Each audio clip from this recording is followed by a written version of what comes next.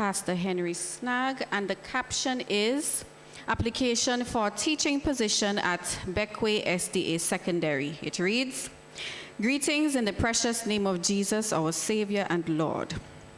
The Board of Management of Beckway Seventh-day Adventist Secondary School, in collaboration with the SVG Mission of Seventh-day Adventists, invites applications from suitably qualified Seventh-day Adventists who are interested in teaching at the school in the areas of mathematics and accounts.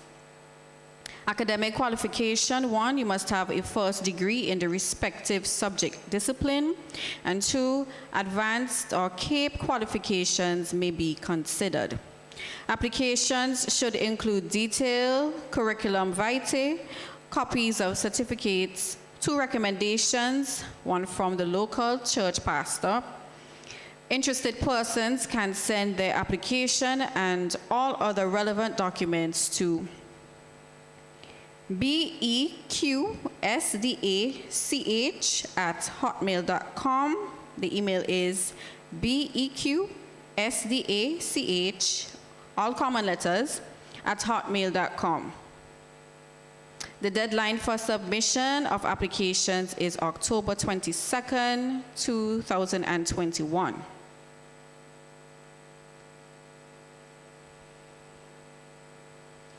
Another letter. It's captioned Advertisement for Accountant. The SVG Mission of Seventh-day Adventists invites application from qualified Seventh-day Adventists to fill the position of accountant at the mission office, located at Old Montrose, Kingston. Minimum required qualifications and experience are as follows. You must hold a degree in business administration, accounting or business management, or diploma in accounting or equivalent qualification. Have 3 to 5 years experience in the fields of accounting and or business management, and be adept in use of computer, accounting software, and spreadsheet programs. Job skills, knowledge, and abilities must include 1, effective oral and written communication, 2, preparing, administering, and monitoring budgets, 3, use of computer and spreadsheet programs for manipulation of financial information, 4, effective time management, and 5, ability to relate with the general public in a courteous, efficient, and effective manner. Applications should include detailed curriculum vitae, copies of certificates, 2 recommendations, 1 must be from the local church pastor. Interested persons can send their application or other relevant documents to secretary@svgadventists.org. So it's secretary@svgadventists.org. The deadline for submission of applications is October 29th, 2021. I have another letter from Sister Arlene Thomas.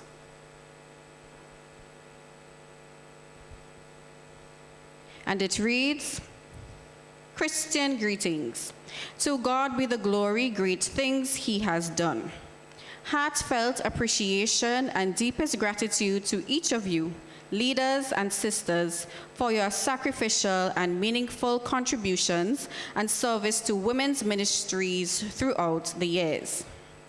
Your individual support, love, encouragement, prayers, hard work, involvement, dedication, and committed service have been a pillar of strength to me as we reached out to serve in this very important ministry.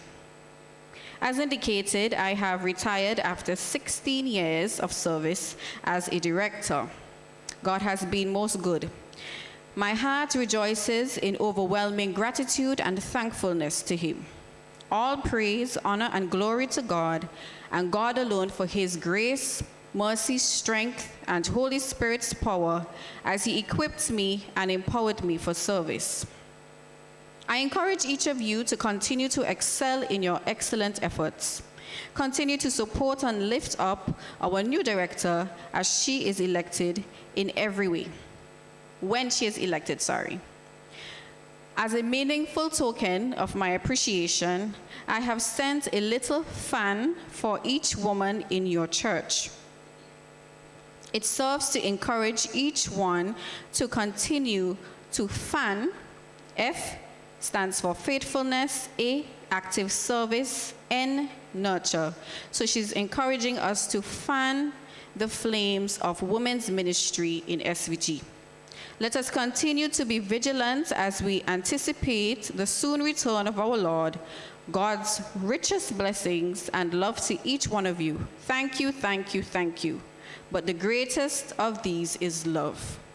The secretaries are moving around to share out these fans, the tokens that were sent from Sister Thomas. If you have not received one, you can indicate so, and you will receive your token.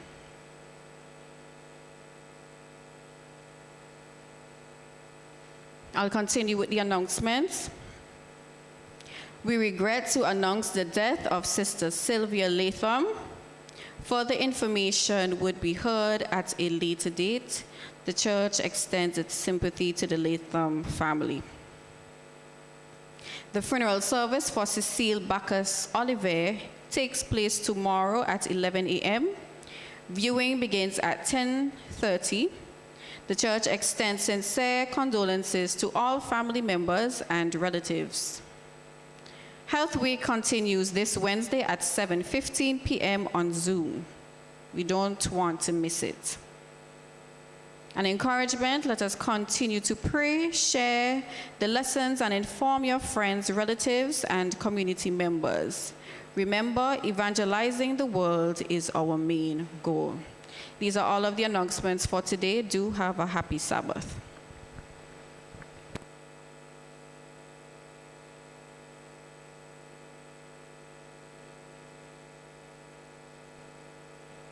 Also, we have AY this afternoon via the Zoom platform. Let's all plan to log on this afternoon.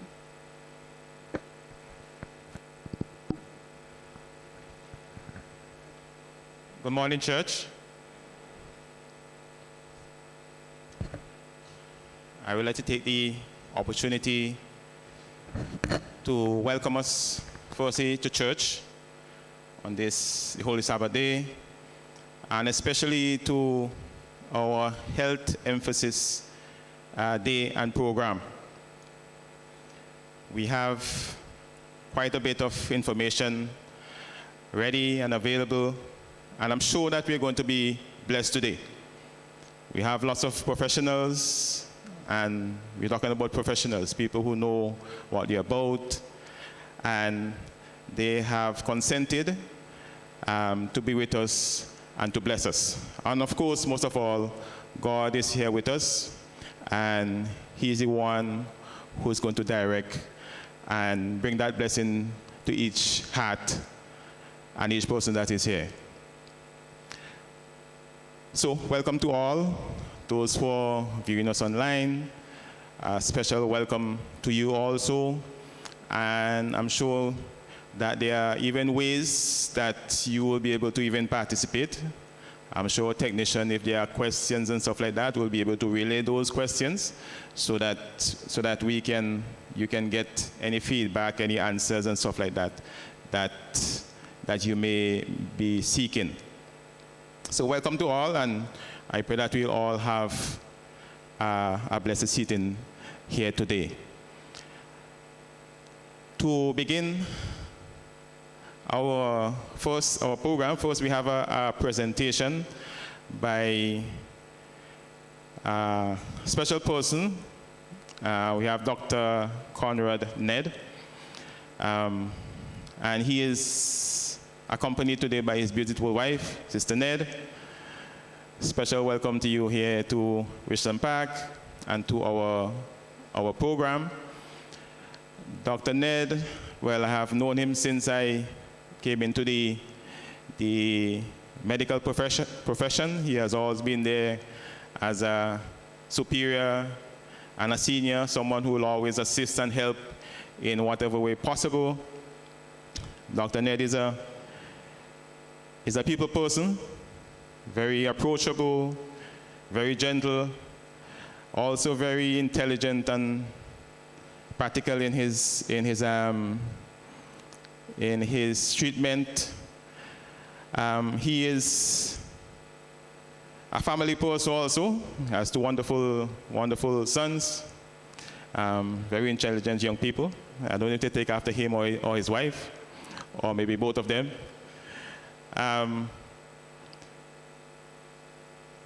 Presently, Dr. Ned, the family runs a clinic, and is well-known, Health Solutions. Advanced Health, I always get mixed up with them. Advanced Health. And I just clarified that a while ago. When you're getting old, things start happening to you.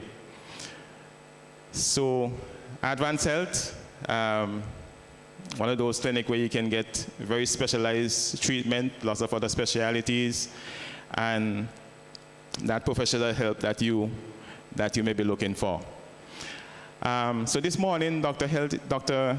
Ned is going to be speaking to us on a very important topic. I asked Dr. Ned to address this topic because I know of his ability to reach out to the simplest of minds and to clarify stuff, to put things on the table as they are, okay? And so that we can understand. And I think understanding certain things is one of the most important things when it comes to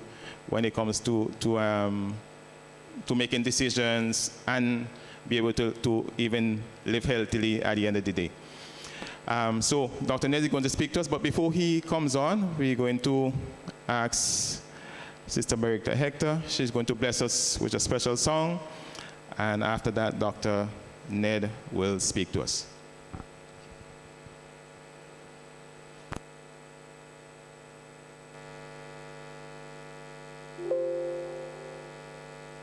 Morning, everyone.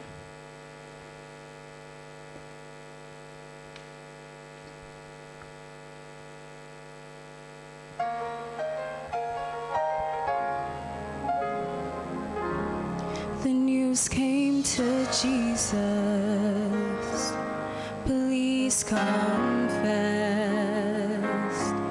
Lazarus is sick, and without your help, he will not last. Mary and Martha watched their brother die. They waited for Jesus, he did not come, and they wondered why. The death watch was over, buried for days. Somebody said he'll be here soon, the Lord's on his way.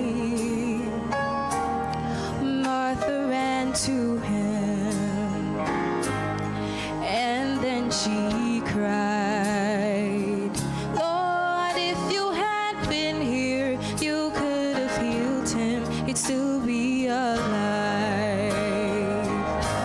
But you're 4 days late, and all hope is gone. Lord, we don't understand why you waited so long, but his way is God's way, not yours or mine. Isn't it great? He's 4 days late, he's still on time. Jesus said, Martha, show me the tomb. But she said, Lord, you don't understand, he's been there 4 days. The gravestone was rolled back, and Jesus cried, Lazarus, come forth. Then somebody said, he's alive, he's alive.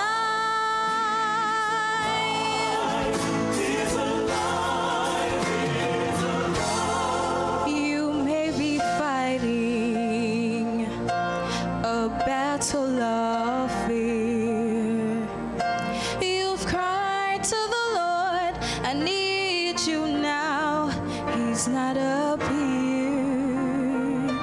Friends, don't be discouraged, 'cause he's still the same. He'll soon be here, he'll roll back the stone, he'll call out your name, and his foot is late, and all hope is gone. Lord, we don't understand why you waited so long, but his way is God's way, not yours or mine. Isn't it great? He's 4 days late, he's still on time. Oh my God, he's great. He's 4 days late and he's still on time. On time.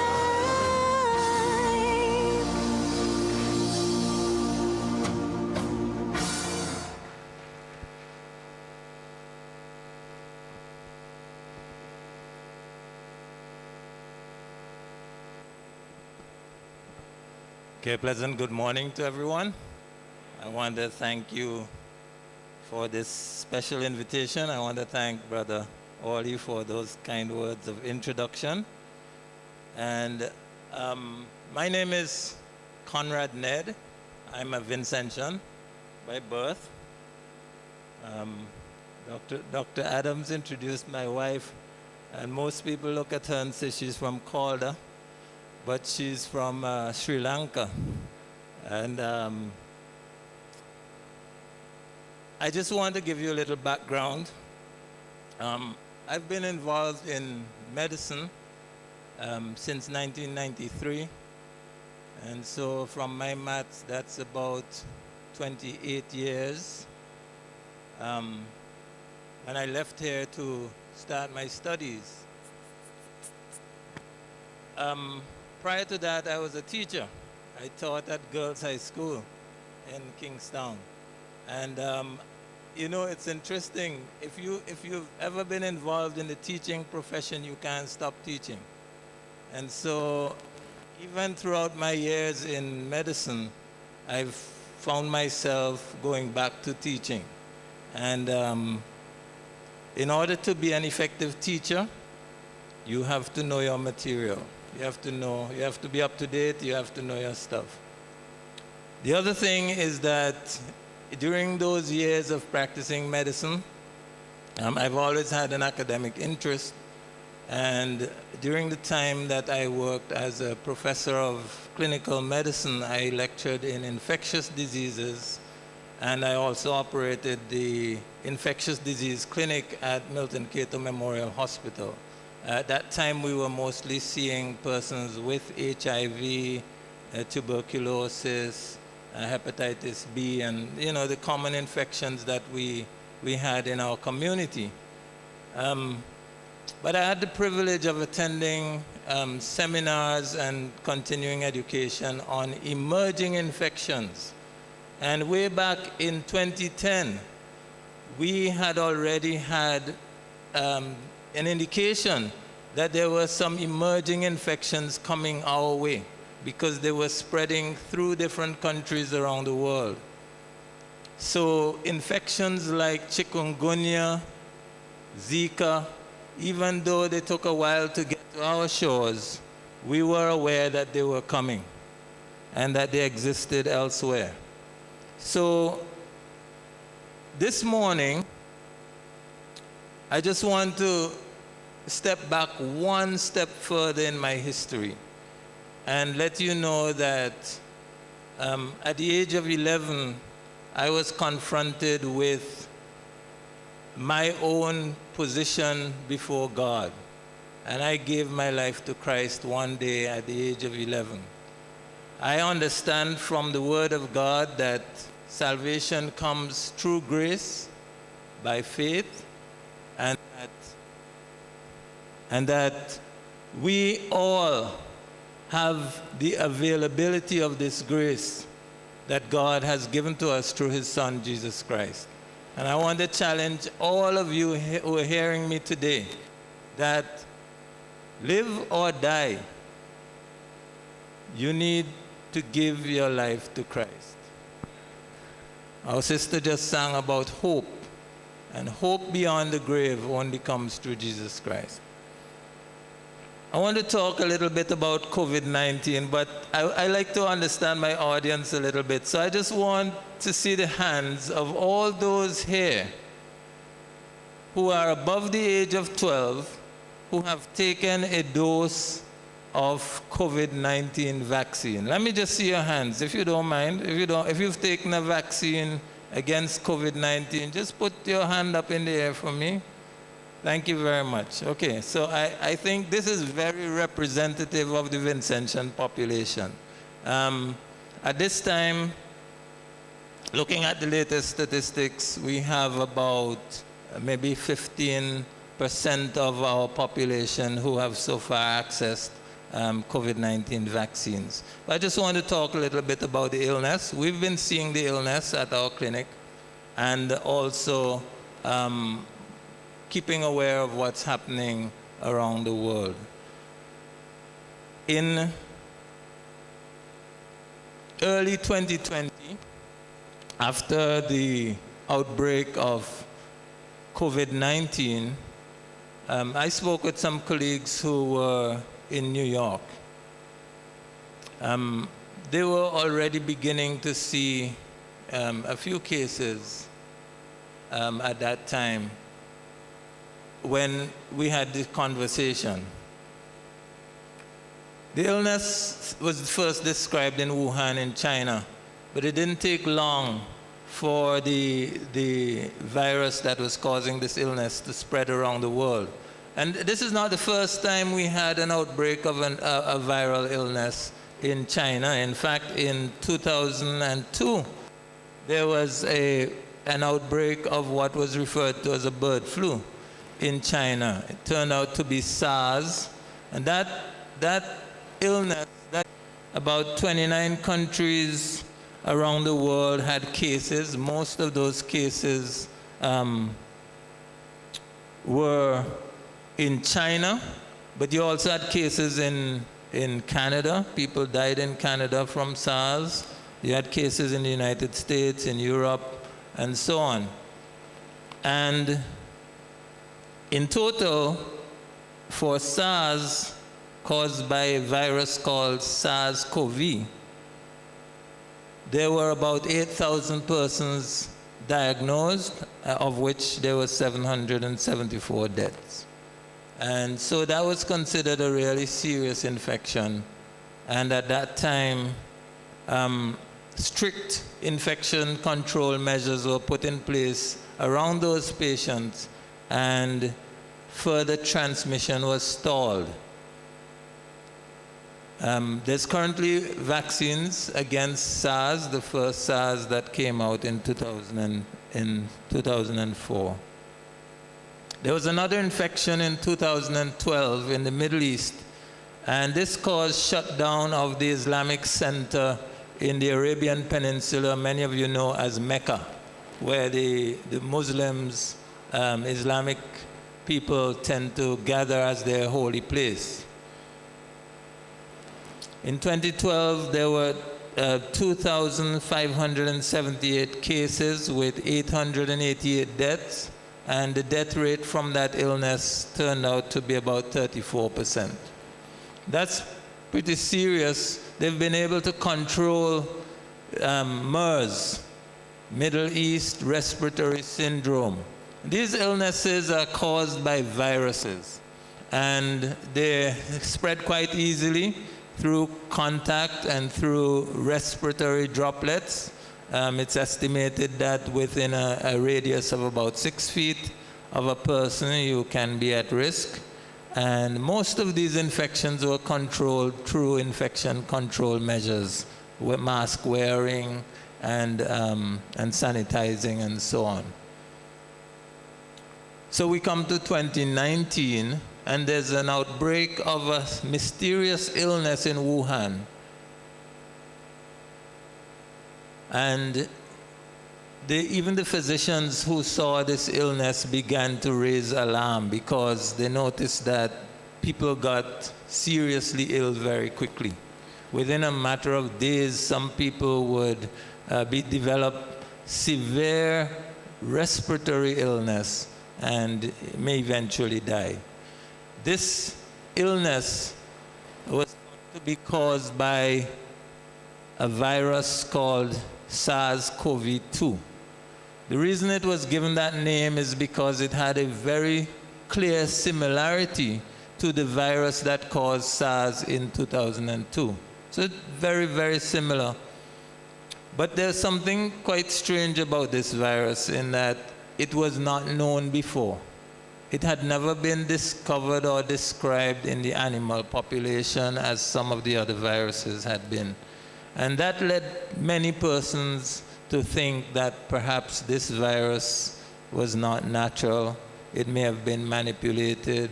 And it brought to the fore part of research in virology, which has been taking place over the last so many years, maybe the last 2 decades, where people study viruses and sometimes try to manipulate them. We don't know the facts about the origin of SARS-CoV-2.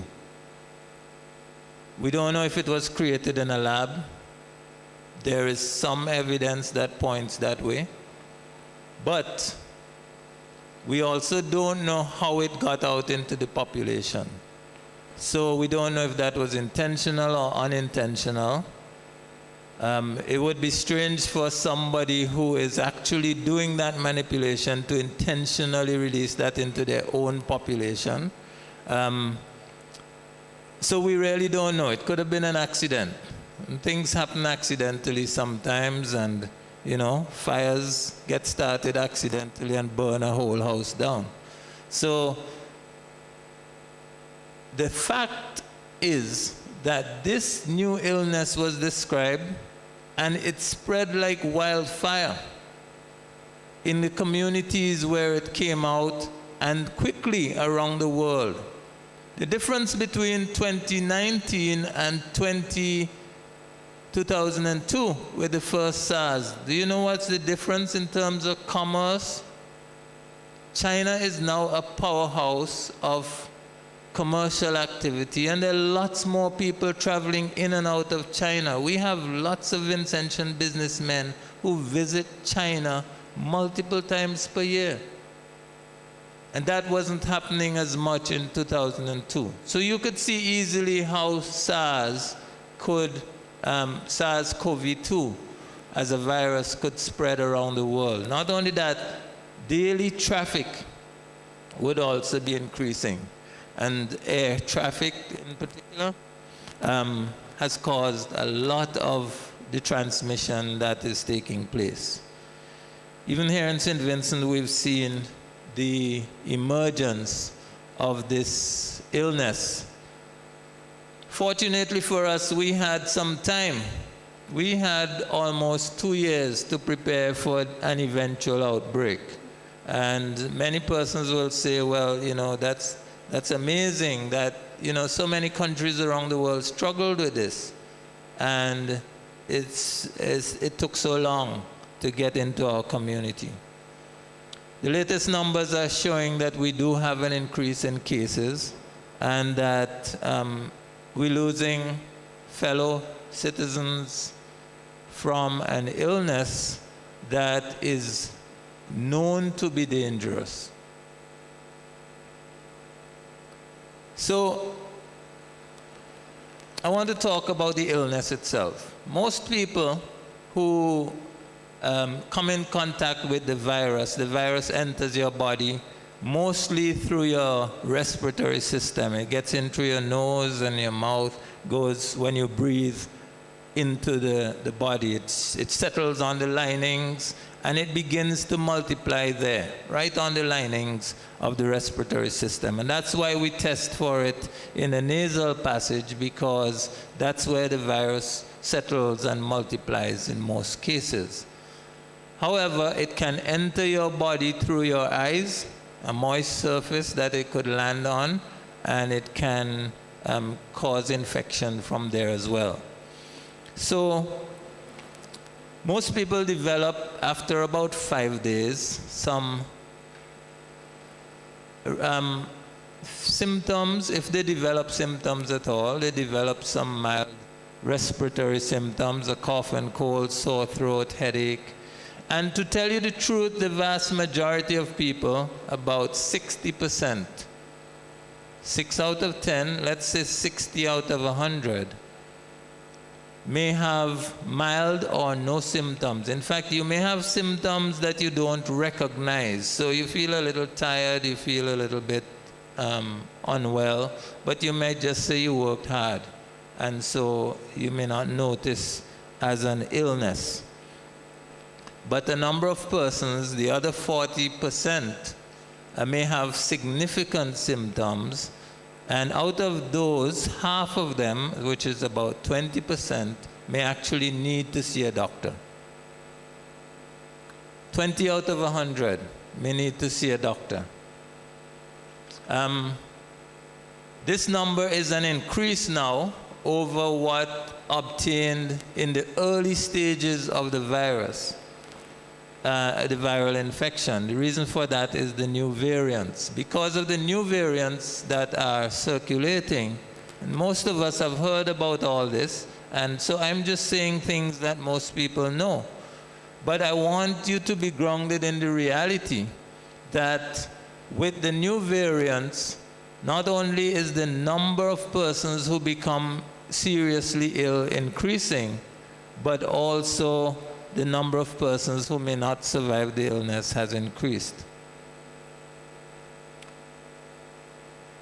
In 2020, the question about how are we going to control this illness was first of all answered by strict public health measures. Some countries went into some measure of lockdown, restrictions of people movement and people contact. And I remember even here in St. Vincent last year when we had no evidence of community transmission. At that time, people were staying and working from home. People with underlying conditions were getting notes from their doctor to say that, you know, they should have special permission to work from home. At that time, there was no community transmission, no evidence of it. Not only that, but we have noticed that over the period of time, people have become quite nonchalant, not so worried about this illness, because it seems as if God is of ascension and we are not so severely affected by it.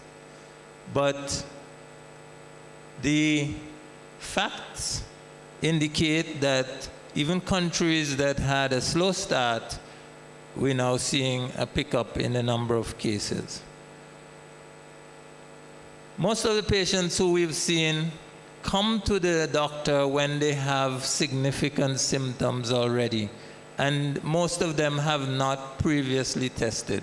I know that right now we have some issues with access to testing, and I believe that testing for an illness like this should really be community-based so that people don't have to go very far. You don't have to catch a bus all the way down to, down to Mespo to get tested. You should be able to get tested in your own community. Maybe walking distance from home so you don't have to be among other persons. But it is what it is. We have limited resources, and the fact of the matter is that for every one person who tests positive, there are at least 6 to 10 persons who are infected out there and don't know. Okay? And perhaps they're not yet symptomatic.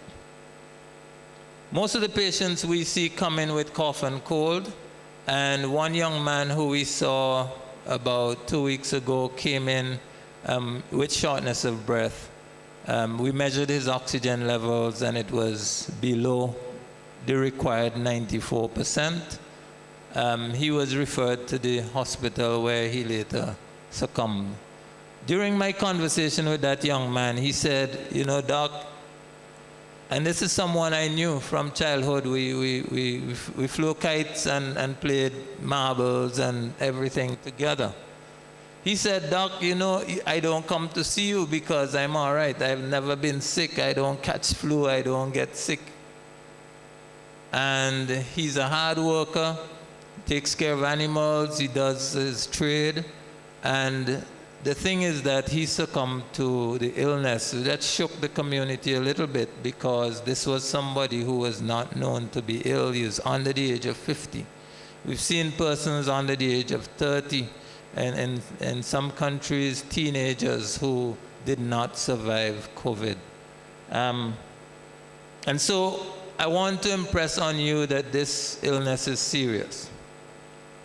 But one of the reasons why I'm here today is that we actually have evidence that it is possible to change or affect the outcome of this disease. The public health measures have been working to a great extent. Most of us wear a mask in public. Younger people tend to pull the mask off in the presence of people with whom they're familiar. And so we've noticed that in the work environment, some people will wear their mask when they're in contact with the general public, but yet when they are in contact with their colleagues in the lunchroom or in the back room or somewhere, they take the mask off. And that is their moment of weakness. It's going to increase their risk. The other thing is that if I ask anybody here if you wear a mask at home, how many of you wear a mask at home? Okay, I see one hand. I'm really proud of you. Thanks. So I don't wear a mask at home. And the thing is that in your home situation, you're also vulnerable because other persons may come and go, leave from your home, and that may constitute a risk. One of my patients who I encouraged about a month ago to get vaccinated against COVID. She had suffered a stroke about a year ago, and we took care of her. She did well. She recovered, and she came in for a visit, and I encouraged her to take a vaccine. She said, Doc, since the stroke, I don't go anywhere. I don't leave my house. So except to come for the doctor's visit every however many months, I don't go anywhere. I said, but you know, you have other people coming and going. It was about 2 or 3 weeks after that I got a call from the family asking me to do a home visit. And I inquired about the symptoms. And the symptoms were classic COVID symptoms. So I asked for them to take her based on her condition, take her straight to the emergency room. Of course, on arrival, she was tested positive and she was admitted. And thankfully, she has survived. She was discharged yesterday from hospital, but this has been a long journey for her, about 4 weeks in hospital. She made it home. And in giving that story, I just want to let you know that she didn't think she had a high risk for COVID because she's mostly at home. Another young man who is 21 years old, I spoke to a family member just this week. He was admitted to hospital with COVID symptoms, and he got over the flu and felt better and was discharged home. But on discharge, he developed a stroke. At this moment, he cannot speak. He cannot move one side of his body. And so there are many people who are surviving COVID-19. In other words, they did not die, but they have serious complications as a result of the infection. So the burden of the disease is not only in the number of persons who die from it, but persons who become infected. One young lady who, we have a gynecologist at our office who was performing cesarean section for a patient. Delivering this lady this year, a few months ago, and as they put her to sleep, they noticed that they couldn't maintain her oxygen levels. She wasn't ill, she didn't complain of anything, but they had to deliver her because of the danger to the baby, the risk to the baby. And they struggled, they kept giving her oxygen, and they had the tubes. After the delivery, after the recovery, they questioned this lady about her health history because she didn't say she had lung disease in the past. And it came out in that questioning that she had denied to tell them she had COVID a year ago. She did not know that COVID illness that she recovered from a year ago scarred her lungs and put her at risk. And so there are many young people who may get COVID and recover, but they may never be able to perform physically in the way that they did prior to that illness.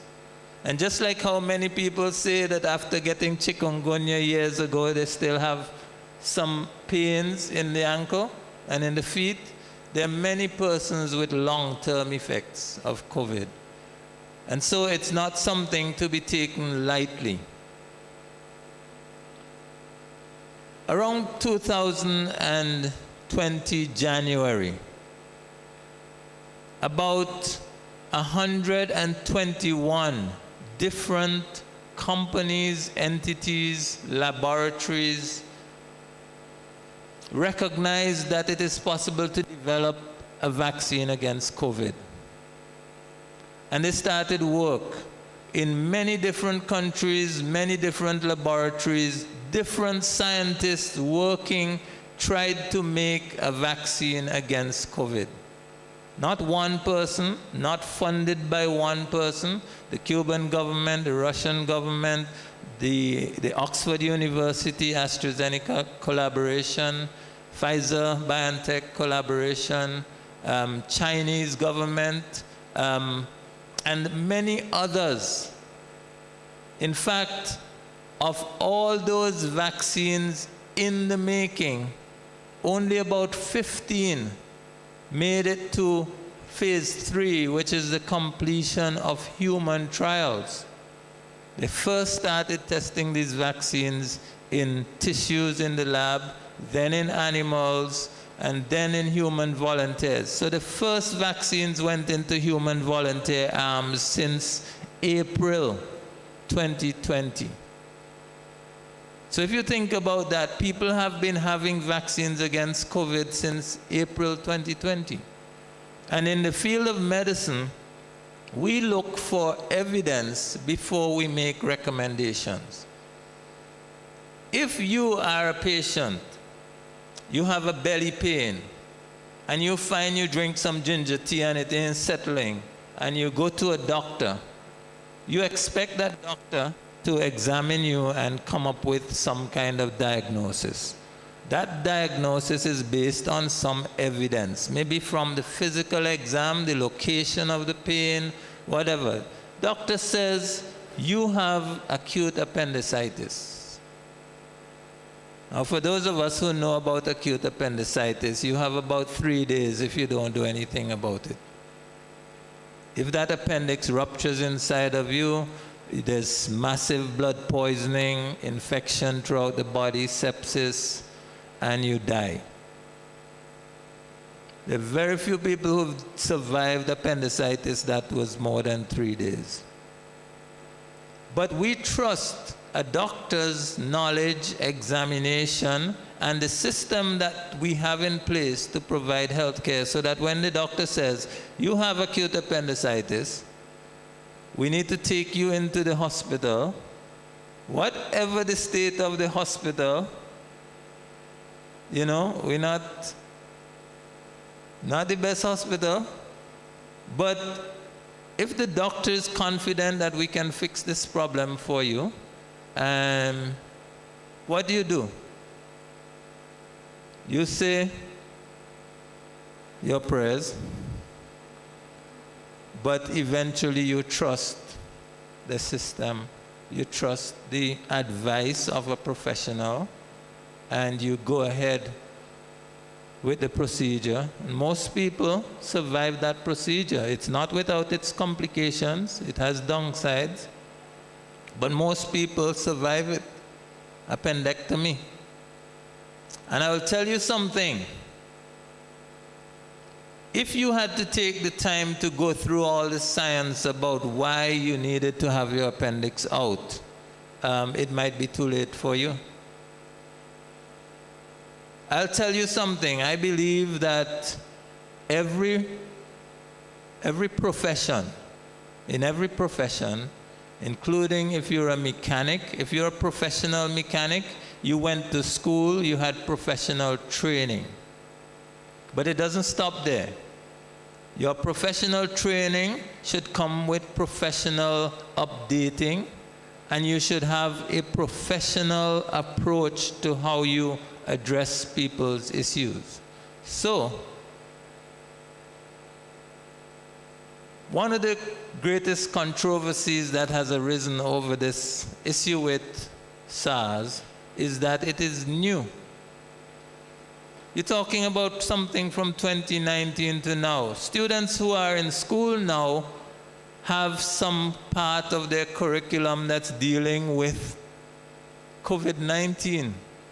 It's now added to the medical school curriculum. But 20 years ago when I was in school, there was no COVID-19. And therefore, there must be a system of professional updating and education. And sad to say, that's one of the areas that we're very weak in this country. I raised the issue with authorities before, and I said that we are the last remaining country in the Eastern Caribbean to mandate continuing professional education for healthcare professionals. You must show that you've been updating. You must show that you've been. And if you want to work in the United States, every 3 years you have to take a license exam. So I don't know why our healthcare professionals in some cases are slow to encourage people to take an action that we know is beneficial. And I'm coming to the issue of vaccines. So our scientific data, which is collected and corroborated, which means that you can verify. So if somebody says something, we have to ask ourselves, is this information that can be verified?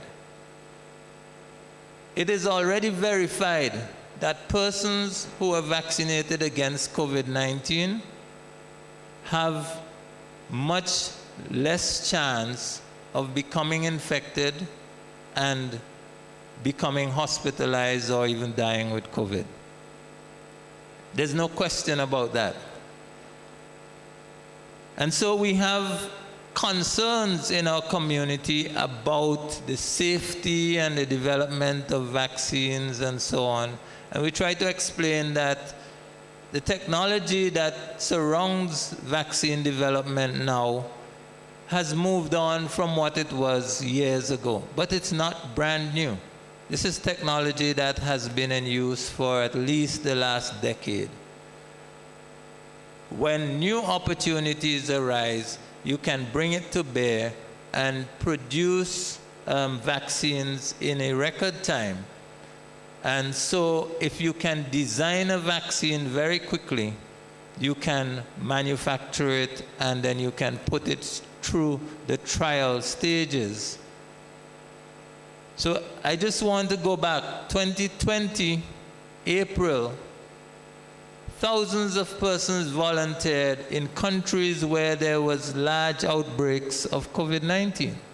People volunteered to get this vaccine thinking that it would protect them, and when they volunteered, they didn't know, because it was a study, they didn't know if they were getting the vaccine or just water in their arms. The people who got the vaccines, by about September, when you look back at the record of these persons being tested regularly for COVID-19, and I think the total population in study for some studies was as much as 50,000 persons. So it's not just a few people who participated. Of the thousands of persons, by about September, October, when the data came in from those studies, they realized it was clear that having a vaccine was protective, because the people who only got the water in the arm, many of them still became infected with COVID-19. For vaccinated persons, based on the UK study, at this time, even with the Delta variant, the breakthrough infection rate is about 5%. So about 5 out of 100 persons who were vaccinated may still become infected with COVID-19, but their course of illness was much reduced in terms of severity. That is proven. And for persons who got 2 shots, in some studies they've found that as little as 2% might be infected. This data is published in the Lancet Journal of Infectious Diseases and is available for review. And in the United States, where they mostly use the Pfizer vaccine, they found that even in healthcare workers where the risk of exposure was much higher, that the numbers of persons who actually became infected with COVID-19 was significantly reduced if they were vaccinated. So we have an issue really that we haven't addressed yet. And I asked somebody a few days ago, what's the difference between faith and trust? So, he was trying to say, well, you don't need any kind of background information for faith, but when it comes to trust, you might work out something in your mind to say, well, if I come in here into church on a Sabbath and I just sit down on this bench, I don't check it to see if it's shaky, rocky. I don't expect any rocky bench inside, but people just sit on a chair expecting that if that chair is in use, it is wholesome. When I take my car to the mechanic, I allow him to check it, and when he tells me what the problem is, if I consider him a professional mechanic, I'm not going to second guess what he says it needs, and he can fix it up and so on. Trust. The issue of COVID-19 vaccination has now become an issue of trust. Who are you going to trust? There are people with another agenda who have been preaching against what is maybe establishment, medical establishment, preaching against whether you can trust what doctors say. So that doctors now prescribe some medicine for an illness, but people, before taking the medicine, go home and Google it. There's a gentleman, he's in his 70s, he went to Trinidad for bypass surgery. He had the bypass surgery, successfully came home, and the medicines that he was prescribed, he went on Google and looked up the side effects of all those medicines. he said, these medicines have too much side effects. He said to his family, I am not taking this one, this one, this one. I will stick with the aspirin. Within a matter of a few months, his arteries were clogged again. He had another heart attack, and he subsequently passed away. We have to make a decision about risk versus benefit. So with this COVID-19 issue, I'm interested that everybody inside this room, if you got COVID-19, that you would survive it. That's my interest. I want you to do well. I want more people, more good people to be in the world. If you're a believer, I want you to stay alive and help somebody else to become a believer. I want the best possible outcome for my patients. And so in my medical recommendations, I look at the evidence that supports something, the benefits of doing something, and the risk associated with it. I'm not saying there's never a risk. How many of you own a vehicle? There's a benefit in owning a vehicle. It helps you get around easily. You carry your load. You don't have to wait for the bus. You save time. All sorts of benefits. You run out in the night to catch doctor and all. What's the risk of owning a vehicle? Well, you could have a serious accident. You know? There's a risk to owning a vehicle that many people haven't considered. Guess what? You don't walk and exercise as much. And so you are more at risk for becoming overweight and developing problems with your health. But do we say that because of those risks, I will never own a vehicle? Risk versus benefit. It is very clear from all the data that the benefits of being vaccinated against COVID-19 is much higher than any associated risk. Well, people say, what about the risk of the blood clots? And I very clearly illustrate that the studies that mention the blood clots from the UK with the AstraZeneca vaccine was a report of 30 unusual blood clotting episodes after 55 million vaccines had been given. You give 55 million shots and you documented 30 cases, about 1 per million.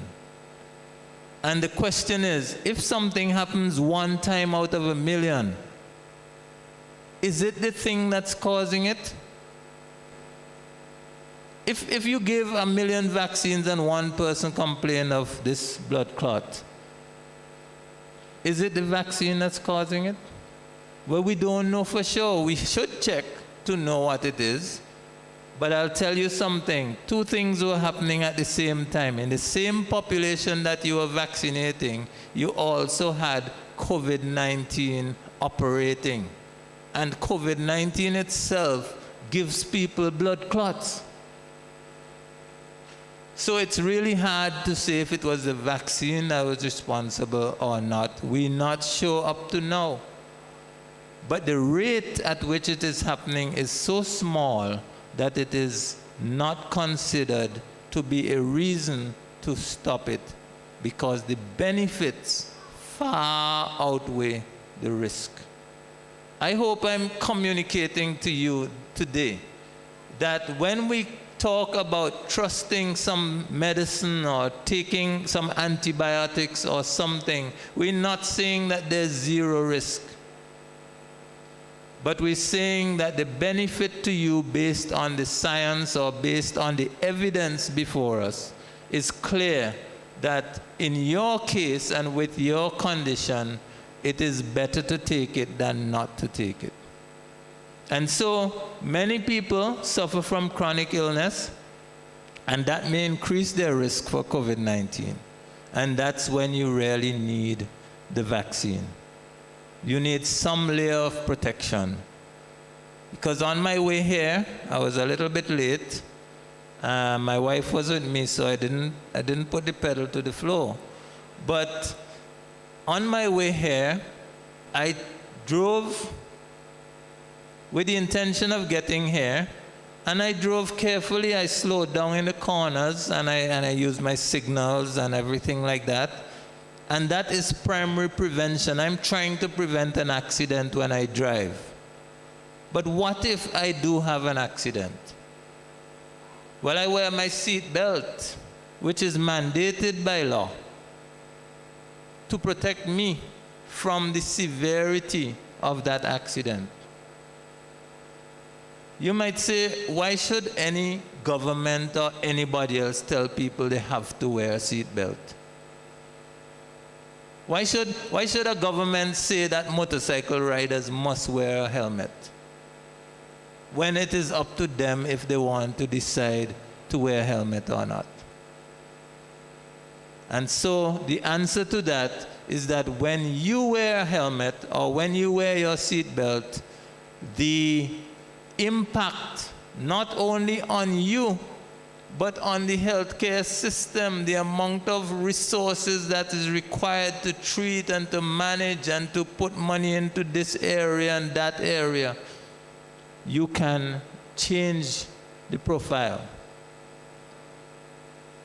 If you had to bring a neurosurgeon up from Trinidad every time a man crashed on a motorcycle, we would be leaking millions of dollars every year. So government said it's mandatory to wear a helmet, even though it is the motorcyclist who is protected by the helmet. So people in authority have a responsibility to make certain decisions for the outcome of other people around them. When you take the vaccine for COVID-19, you don't only protect yourself, but you also protect people around you. And so I want to encourage everyone. I would be willing to answer questions about the risk or your concerns. A lot of people are worried about safety of the vaccine and so on. But it didn't take long for me to decide to take that vaccine because my exposure rate is high.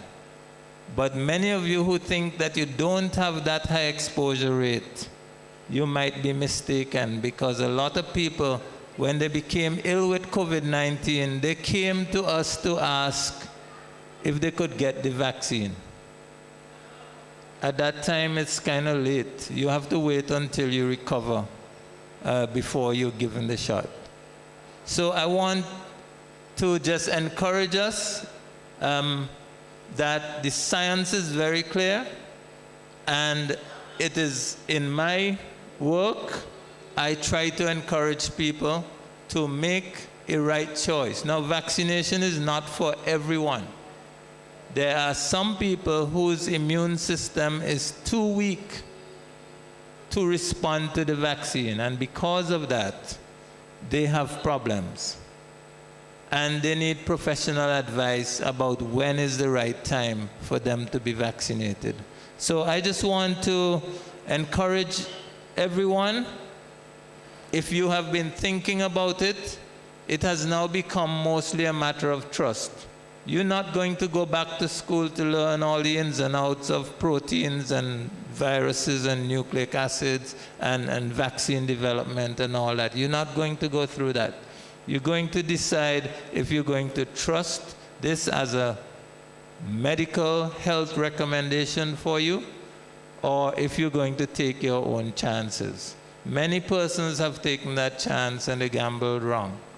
And so my encouragement to each of us is to get vaccinated against COVID as a prevention strategy. Okay, I'll stop here. I don't know if there are any questions.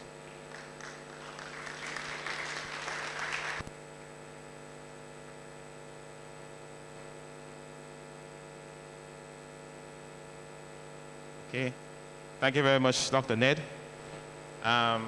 I don't think we can get it any simpler than that. Broken down, or most of the amino acid and the glucose and we don't need to throw anymore. We have it down to a T. But I know you might still, one or two persons might still want to clarify one or two aspects. We can take a question or two, if we have any particular interest.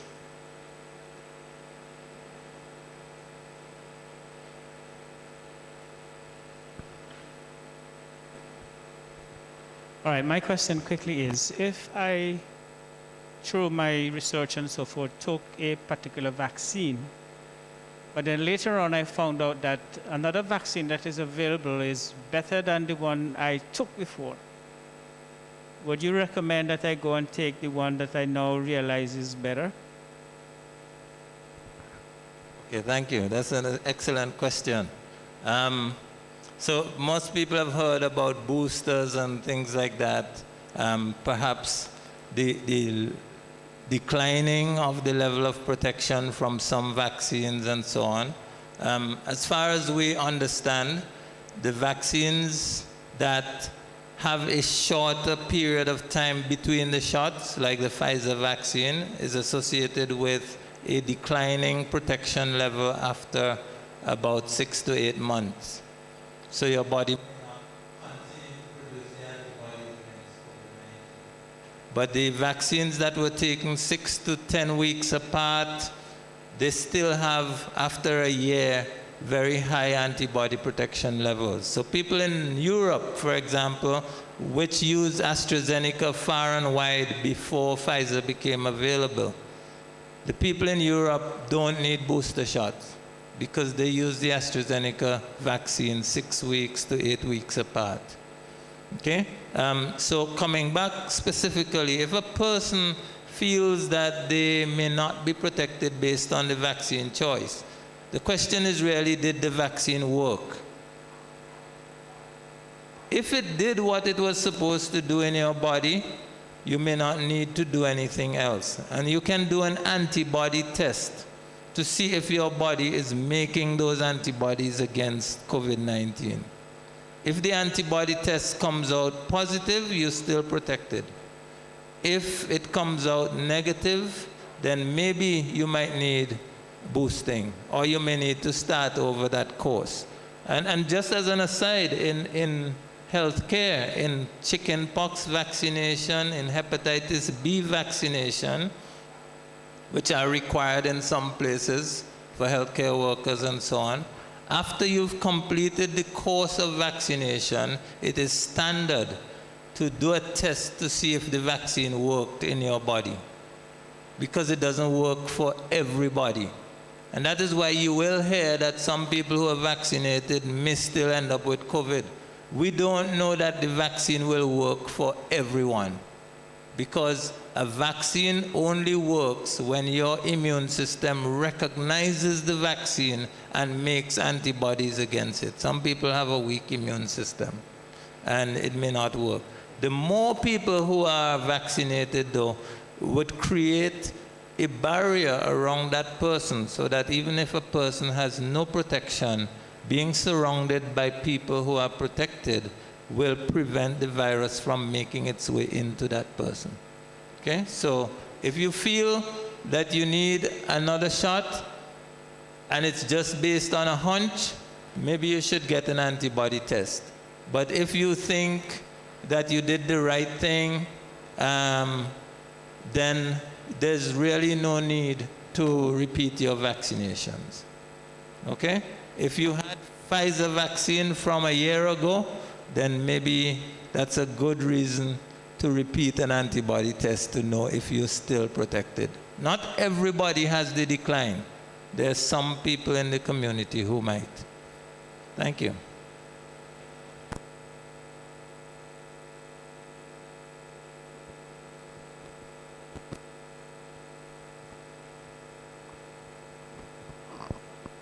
Doctor, would you suggest a booster vaccine for the Sputnik? Okay. Thank you, Sis The Sputnik vaccine is almost identical to the AstraZeneca vaccine. The reason why it's not internationally recognized is that the Russian lab that has produced this vaccine did not disclose all of the trial and clinical data that other accrediting bodies require. So, for example, early in 2020, Oxford University announced that their vaccine data had been hacked, and they believed it was the Russians. We don't get involved in that international issues, but the Russian vaccine is very, very similar to the AstraZeneca vaccine. So they had the Sputnik V, that was the first one to come out, and then the Russians did something a little bit unusual.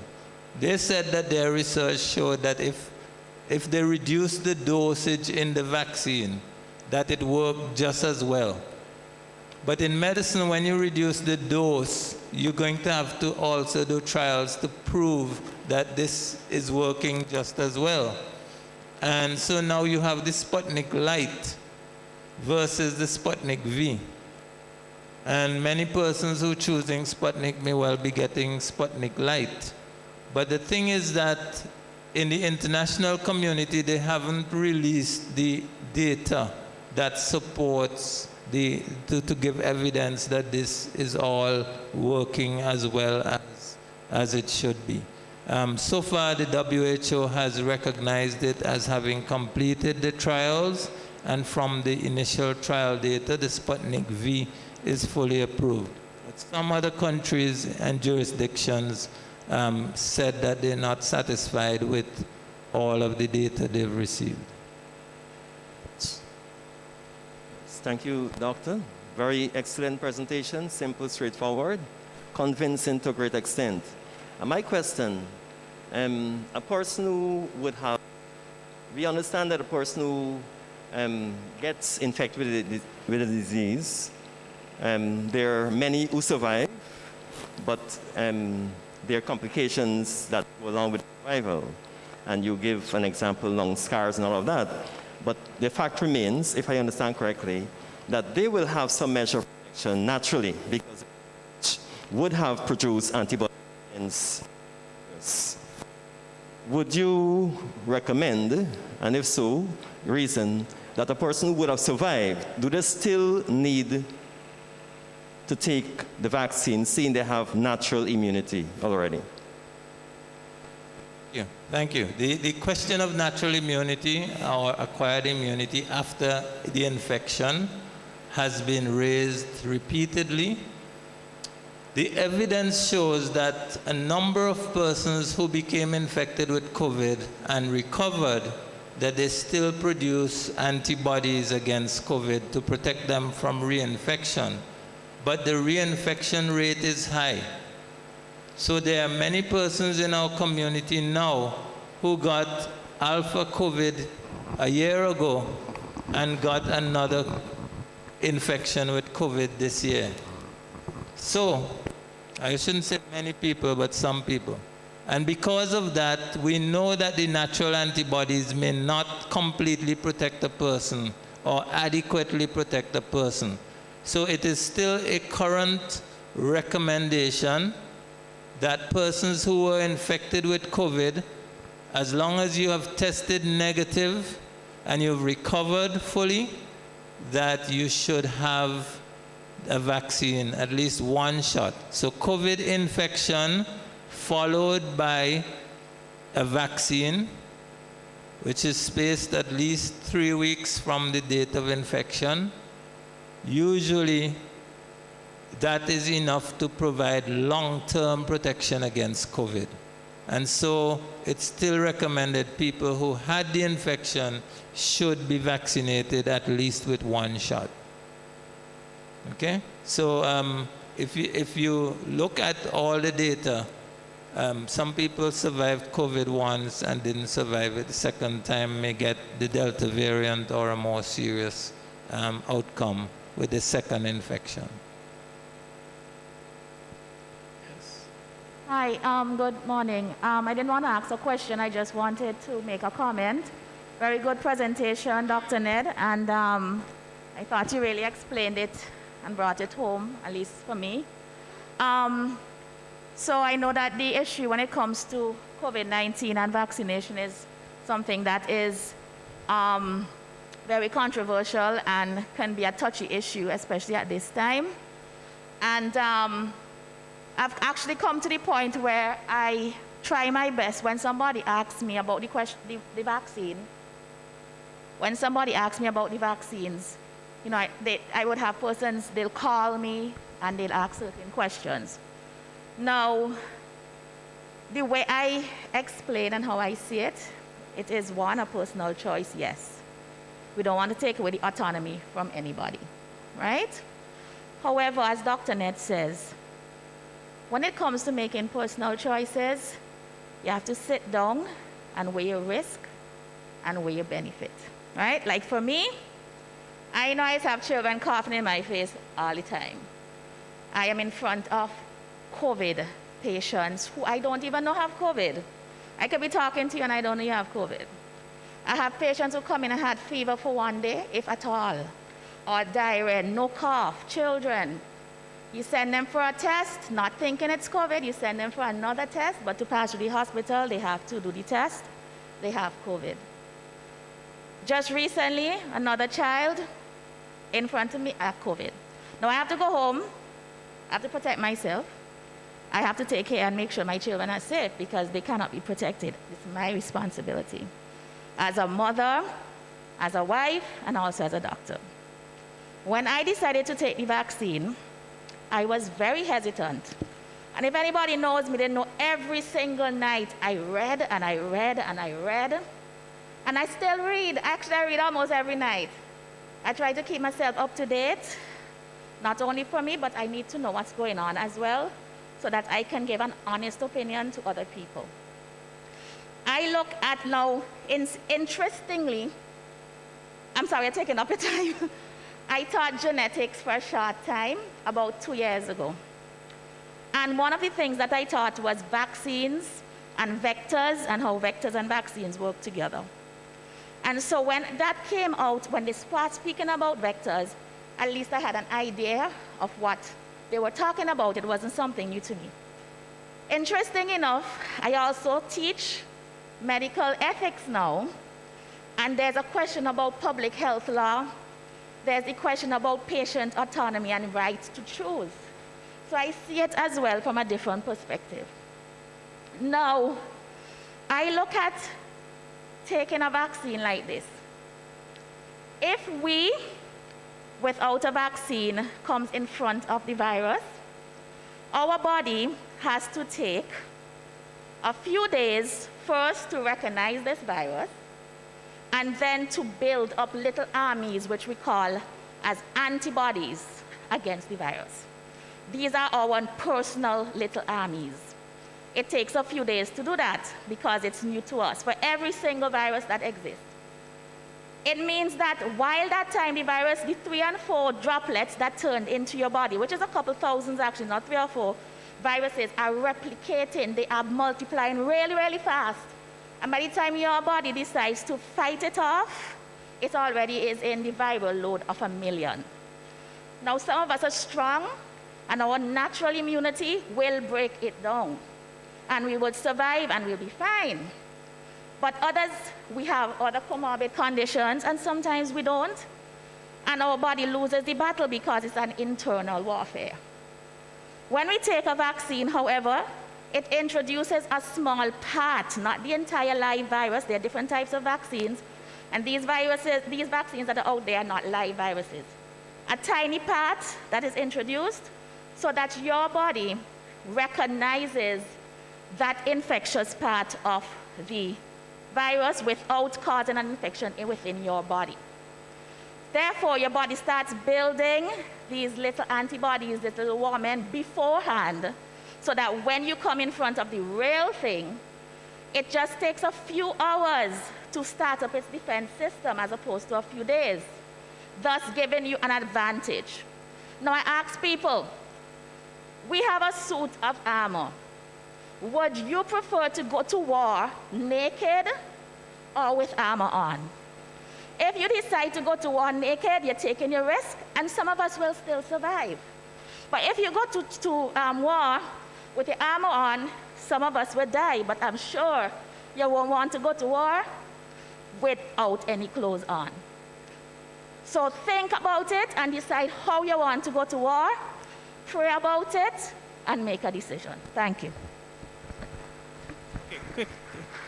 Thank you very much.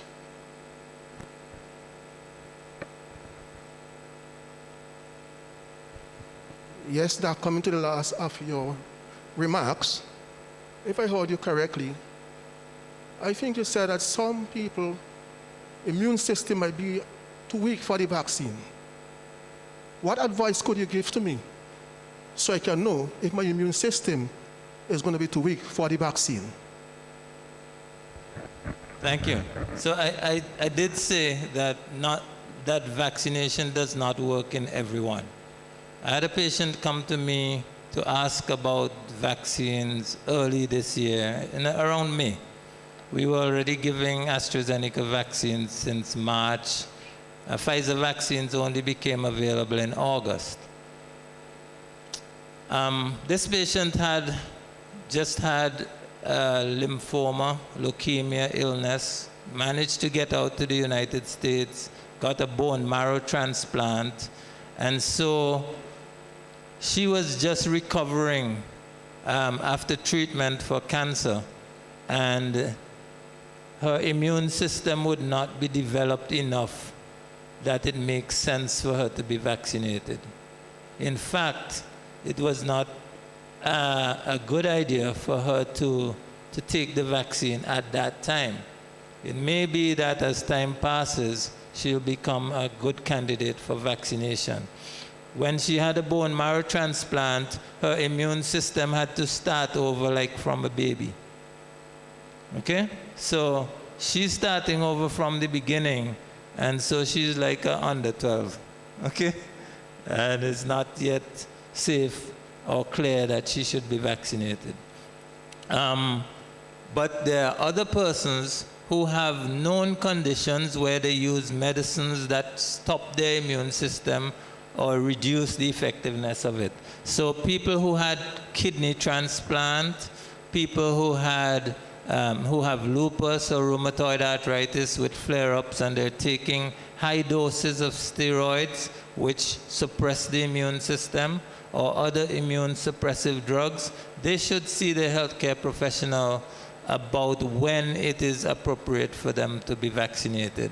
And most of my patients with lupus will come in once their prednisone dose is below a certain amount and they're not having active disease, and we vaccinate them still. It's not so much that they cannot be, but there's an appropriate time.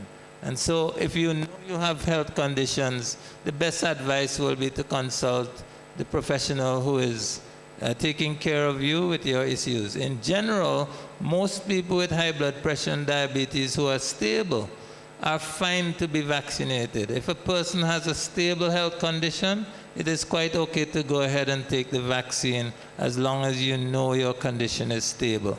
If you don't know whether your condition is stable, talk to your professional and ask advice. Thank you.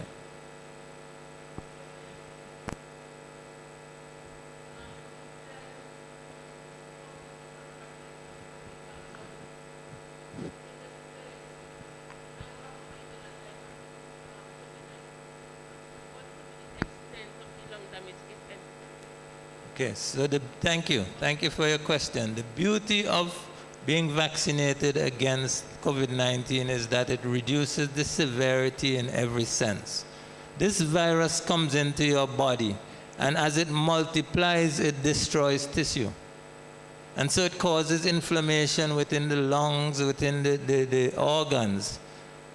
If you're vaccinated because your body had a head start, it controls the amount of multiplication that the virus can do, and therefore there is no significant damage. And that is why persons who are vaccinated, generally the infection lasts 5 to 7 days. So during those 5 to 7 days, not only is the person not as severely ill, but there's less time in which they can pass the virus, if at all. And so that's why we know for sure vaccinated people do not transmit COVID to the extent that unvaccinated people will if they become infected. Okay? But also there are many vaccinated persons who have come in contact with COVID but did not become infected. And therefore it is clear that there is protection from the vaccine. Okay?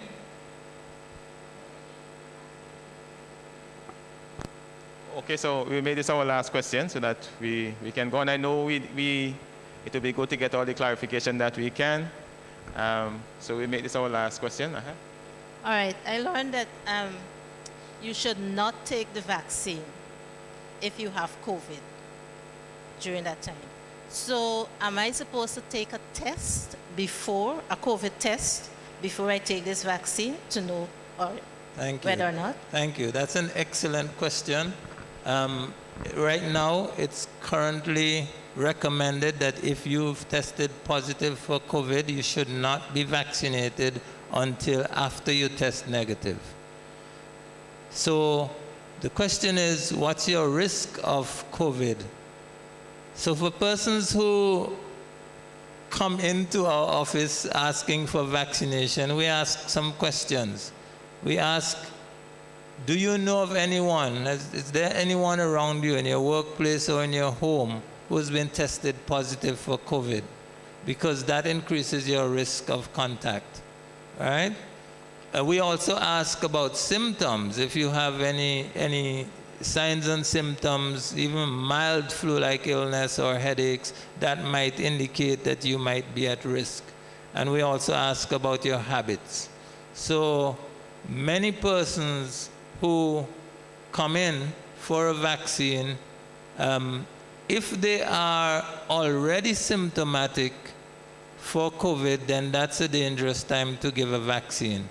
But if they are not yet symptomatic, they may have been exposed. But if it is very early, there are also some indications that if you take the vaccine very early, it can stimulate the right parts of your immune system to mount an early response against COVID and therefore help you fight it off. But we would prefer that if we know that you're infected, not to give it. So what we generally do is say, if you think you have risk, it may be best to do a test first. Or if you think you might have symptoms, it's best to do a test first.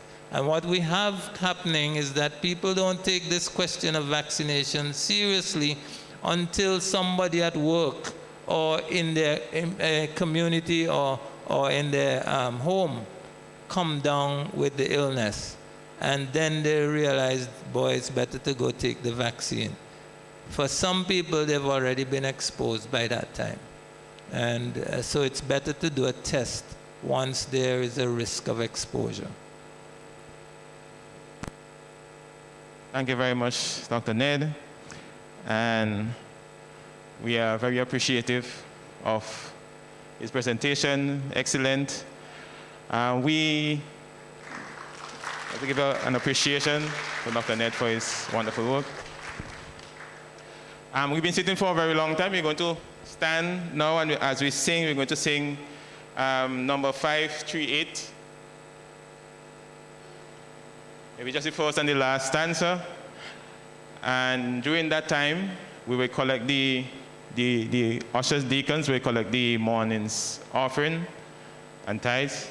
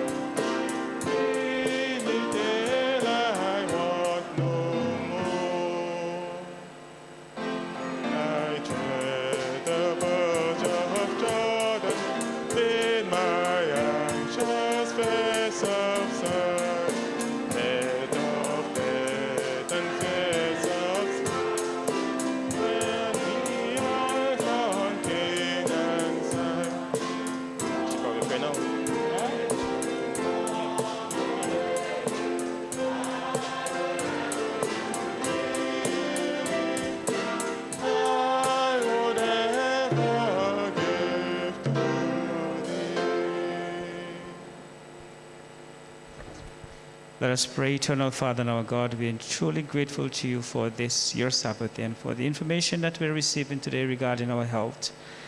Your words tell us, dear Lord, that above all things, you wish that we prosper and be in good health.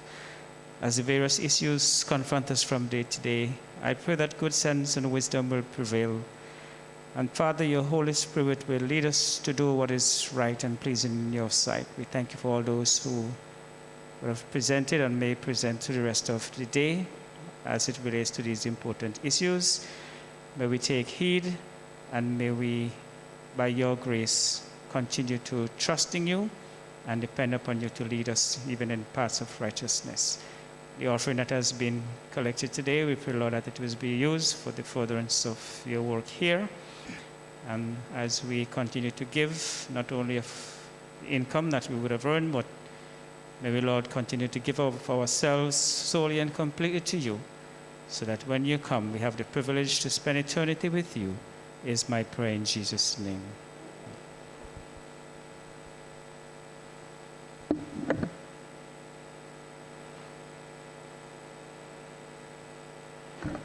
Morning, everyone, again.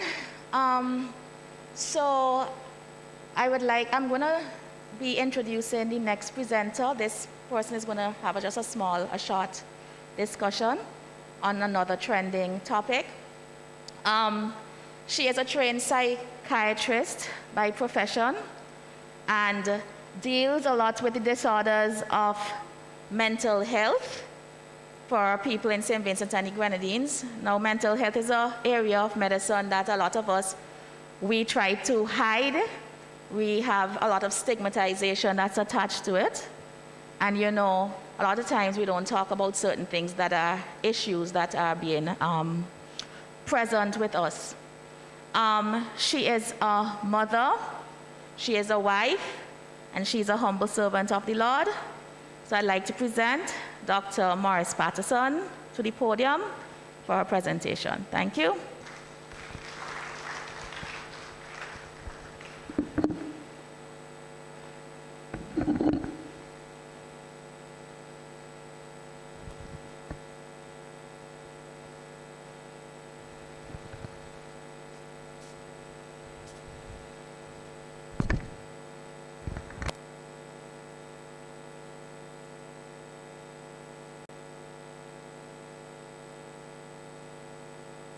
Okay, good morning, everyone.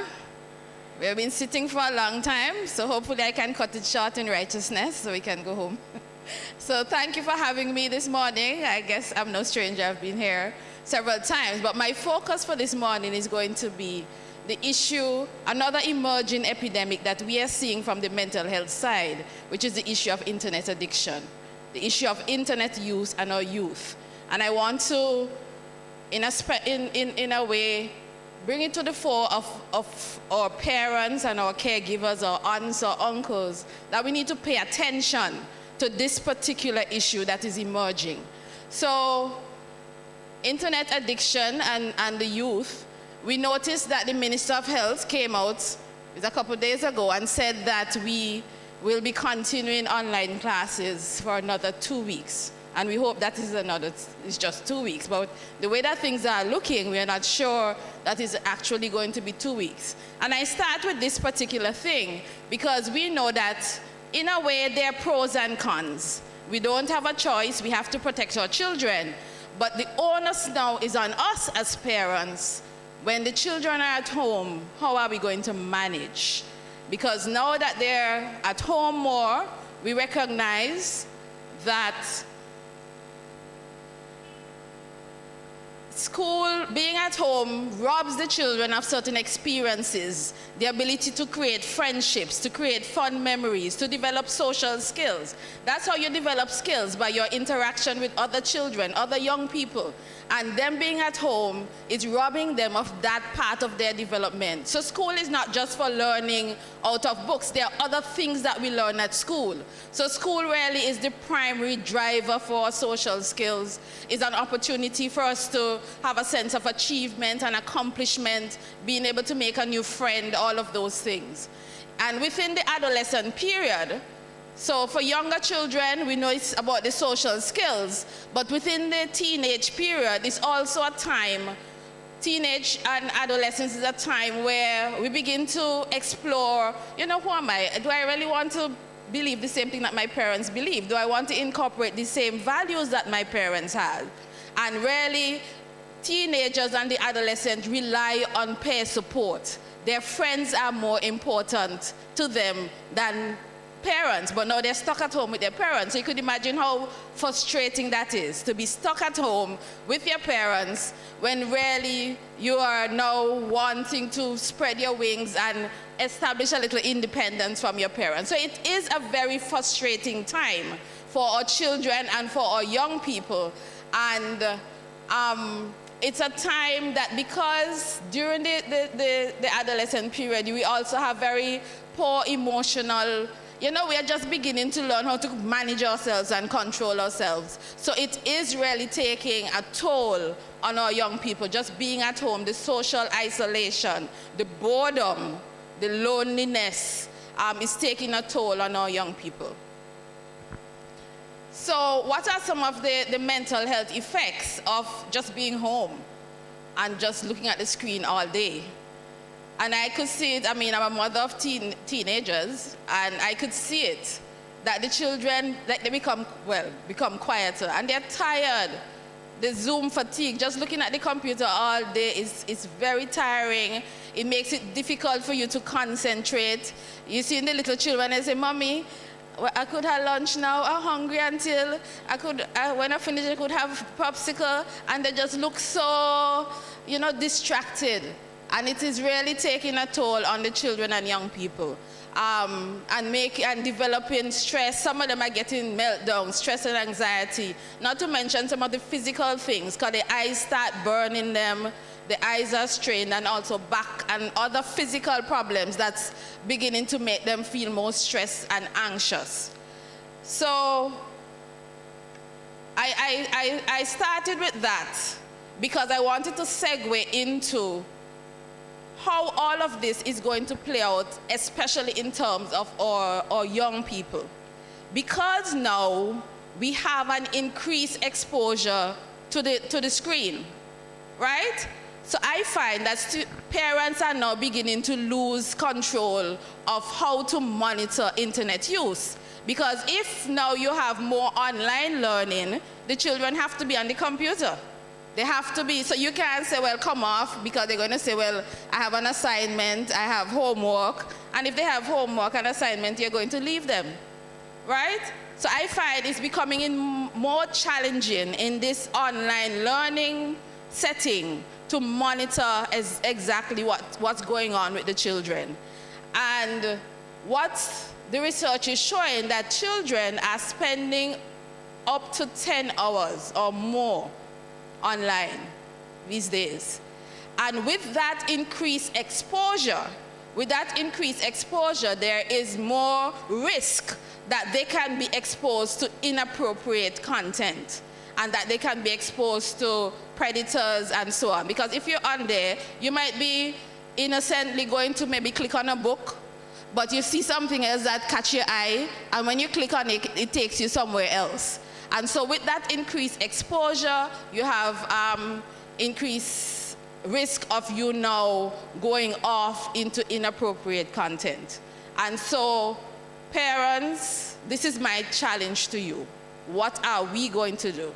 So let's talk about what are some of the things that are working against the children. What we have to remember as parents is that there is digital advertising that's geared at children. And this is a statement that came out from the American Academy of Pediatrics. And it says, I can't even read it from here, but the way that the advertising is structured, these people employ marketers, psychologists, all of these people to attract children. So there's a billion-dollar industry that is geared towards having our children addicted to certain things and having our children consume more and more content. And so we are up against a battle that we ourselves may not even understand. that there are influencers, they use celebrities, they use psychologists, marketers to gear their content so that children can become addicted. So can you become addicted to the internet? Young people, can you become addicted to the internet? What do you think? Yes? Are you quiet now because your parents say, can you become addicted to the internet? If again? If again? Yes, you can become addicted to the internet. And we are seeing it more and more. I had a conversation with Dr. Providence and we were talking about what we have been seeing. We are seeing people, young people, who are now having compulsive internet usage. And some of the common things that we are seeing, well, apart from the video games, yes, you know these Japanese anime cartoons? There's animation. I don't know, young people, you have to help me with this. But I'm seeing people who are addicted to some TV shows with the anime characters, to the point where I saw a young man that his mother was complaining that he was making these weird animal noises in the night and she couldn't figure out what it was. Apparently he was making the noises, I mean, I don't know the content of these cartoons, but he was beginning to make the noises like whatever the cartoons or animal figures are making. We are also seeing people going off into what they call soft porn. So what they have are these like cartoon porn books.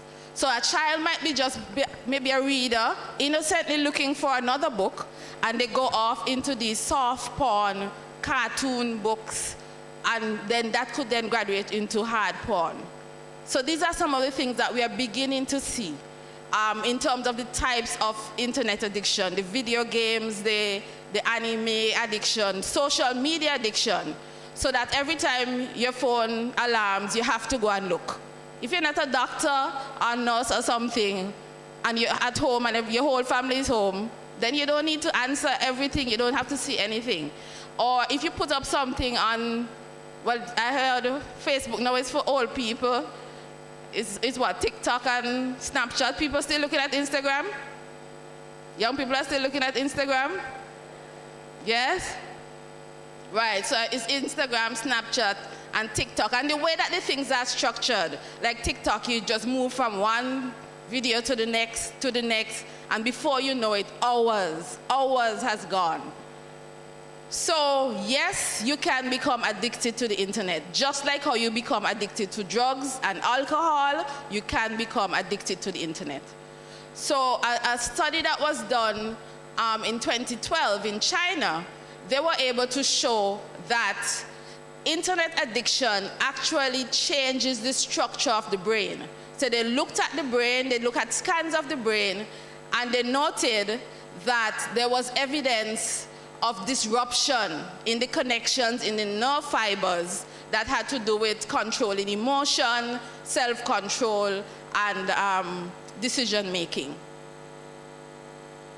So this isn't projecting very well. Are you seeing it? So just like any drug, alcohol, cocaine, any drug, the same effect is happening on the brains of persons who are addicted to the internet. So there's a part in your brain that is called the pleasure center. The right name is called the nucleus accumbens. So everybody's brain, we have a pleasure center. That's where we experience pleasure. So if we get a good food, you understand, and that tastes really good, anything pleasurable that we do, it's registered in that part of the brain. And just like if we smoke weed or drink alcohol, it's registered in that same part of the brain. So what happens is that when we put out a picture and 20 persons like it, then 100 persons like it, that registers pleasure, that attention, approval registers in the pleasure center. So we have 300 likes. So when we get that feeling, it then kind of hijacks our brain.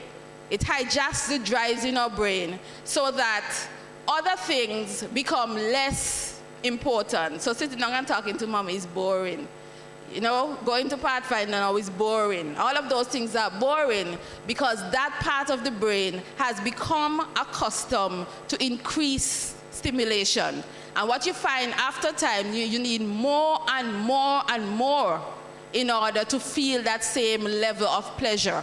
And that is the same thing that happens with drugs. The same thing that happens with drugs is the same thing that's happening in the brain of somebody who's spending 10, 11, 12 hours on the internet. So what are some of the signs that your young person or your child may be developing problematic internet use? So what are some of the things to look for? They lose track of time. So you tell them to wash the dishes. When you come home, dishes ain't washed, and they're telling you some kind of roundabout story. So they're beginning to lose track of time when things are to be done. They would stay up late. So you wake up and they're up on the phone, they're up on their devices. If you try to disrupt the time online, so you maybe turn off the internet or take away the phone, they get agitated, they get irritable, they vex when that happens. So these are some of the signs. They're neglecting personal hygiene, because if you're there and you're on the phone all the time, you might forget to bathe and brush your teeth. So you might be there whole day, you ain't brush your teeth, you're in bed. All of those things are signs that this thing is becoming a problem. If you find that homework, in place of homework or chores, they're spending more time on the internet. If you say, well, come, let me go by granny now, let me do that, they don't want to do that. They prefer to spend time by themselves. That's an indication that this is becoming a problem. Also, if they're beginning to lie about the amount of time that they're spending. So, you know, sometimes you go to the child, and as soon as you go, they start clicking, they're changing what they're looking. Every time you approach them, they start changing what they're looking at. That's a sign. If you were looking at your schoolwork or whatever, why would you change it if your parents are coming? So when they start changing and, you know, shutting down, as soon as they see the parents approaching, then that is a red flag. If they're irritable, very moody and depressed when they're not online, and they're beginning to form new relationships with people online, if you could get that out of them, then you know that this is becoming a problem. And parents, we have to be vigilant. We have to be vigilant. This is happening in Adventist homes. This doesn't have anything to do with where any child is vulnerable to this. And so we have to be vigilant. So what are some of the consequences? You notice that the child grades are slipping. So they used to be doing well, and now, you know, they're struggling at the bottom because they're spending too much time that should be done with their schoolwork. They're losing personal relationships. So even their friends they used to have, when you ask them, how is Sasha? I don't know, I ain't talked to her for a while. So even their relationships that they had, they're losing those. And they're beginning to lack social skills. So just to make conversation, I find young people are having difficulty making conversation because everybody is there. So now their conversational skills have decreased. And their health is declining because when you sit for that long period, you lose stamina, your muscle strength, you're losing your muscle strength. So there's decline in health due to the lack of activity. So what can parents do? And I took this quotation from Child Guidance, and it says, "The youth of our day are ignorant of Satan's devices. Parents should therefore be awake in these perilous times, working with perseverance and industry to shut down the first approach of the foe." So parents, you have to do for the young people what they cannot, or they are not experienced enough to do for themselves. They should instruct their children when sitting in the house, walking by the way, when rising up and when lying down. Sister White says, eternal vigilance must be exercised, that the children may be led in the paths of righteousness, because Satan begins his work upon them from the earliest childhood and creates desires for that which God has forbidden. The safety of our children, listen to this last sentence. The safety of our children depends largely upon the vigilance, watchfulness, and care of the parents over them. Parents, we cannot look to the Ministry of Health, Ministry of Education, sorry. Our children belong, God has given them to us. And we have to be vigilant because our young people are slipping away because of these issues. Adventist young people, non-Adventist young people, all young people are slipping away. So let's look now at what can we do? What can parents do?